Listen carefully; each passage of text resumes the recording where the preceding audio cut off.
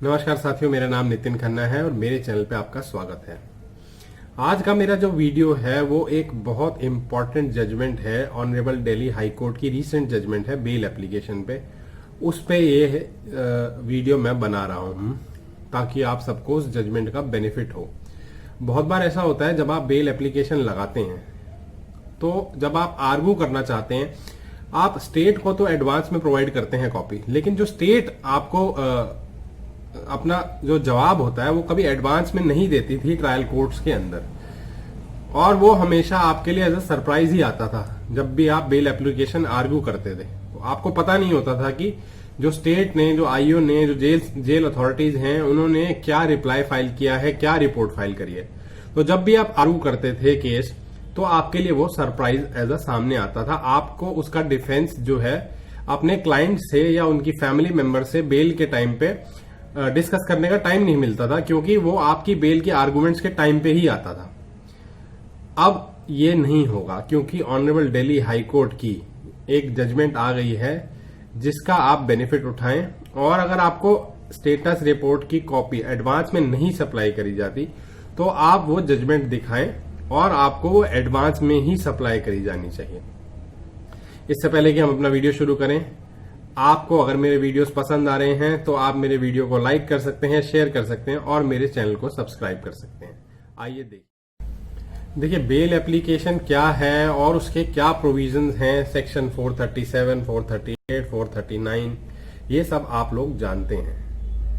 और जब आप 437, 438, 439 सीआरपीसी के अंदर एप्लीकेशन लगाते हैं तो आप एडवांस कॉपी सप्लाई करते ही हैं स्टेट को, तभी वो एप्लीकेशन फाइल होती है।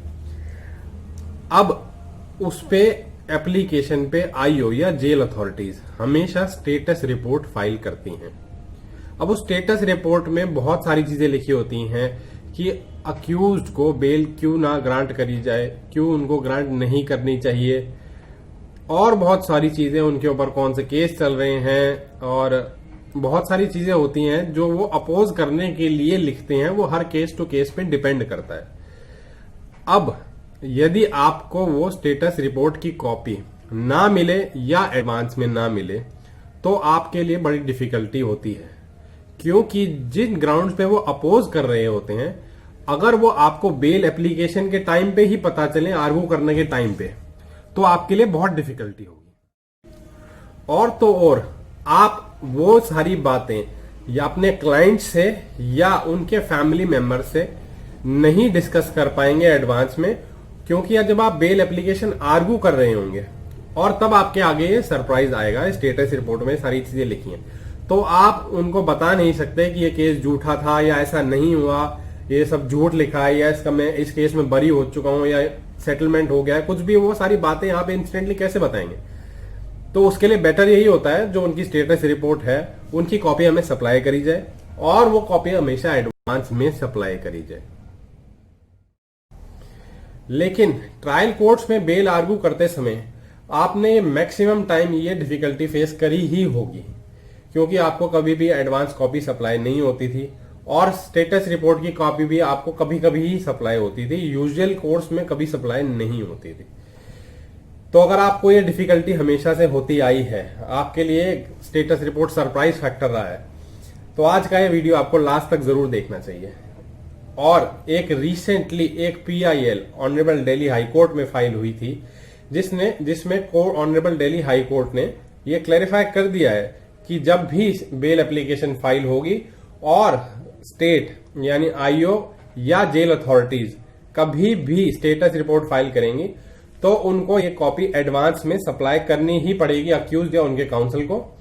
और अगर वो ऐसा नहीं करते तो वो बहुत एक्सेप्शनल सर्कमस्टांस में होगा, और ऑनरेबल कोर्ट को जिसमें भी आर्ग्यू हो रही है एप्लीकेशन, उनको रीजंस रिकॉर्ड करने पड़ेंगे अपने ऑर्डर के अंदर। ये बताना पड़ेगा कि ये स्टेटस रिपोर्ट की कॉपी आपको क्यों सप्लाई नहीं करी गई।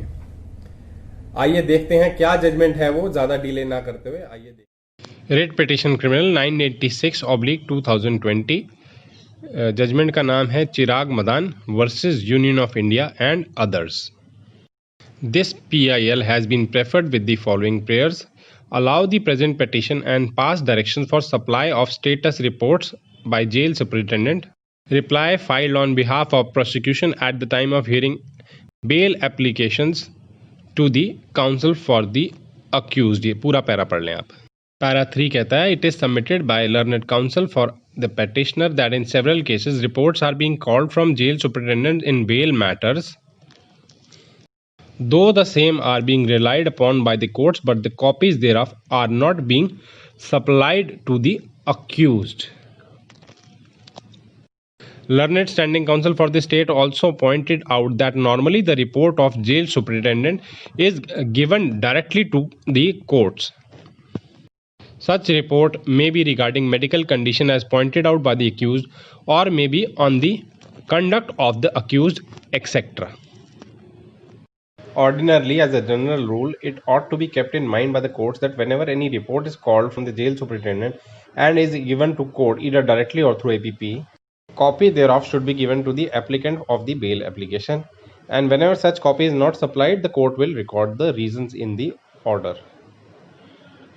As a general rule, a copy of the report given by jail superintendent as well as report given by the IO should be supplied to the applicant so that accused can properly understand the reasons given therein and defend their case in the courts of law. This is basic need for access to justice and for rendering justice to public.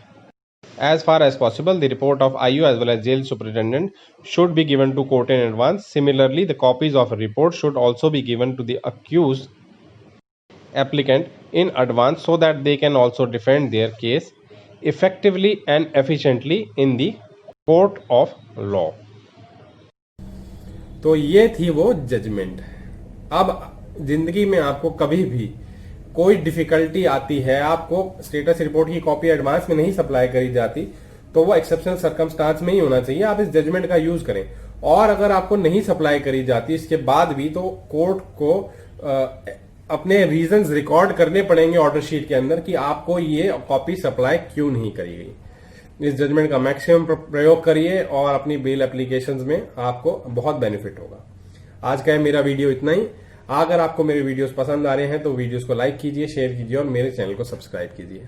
Thank you.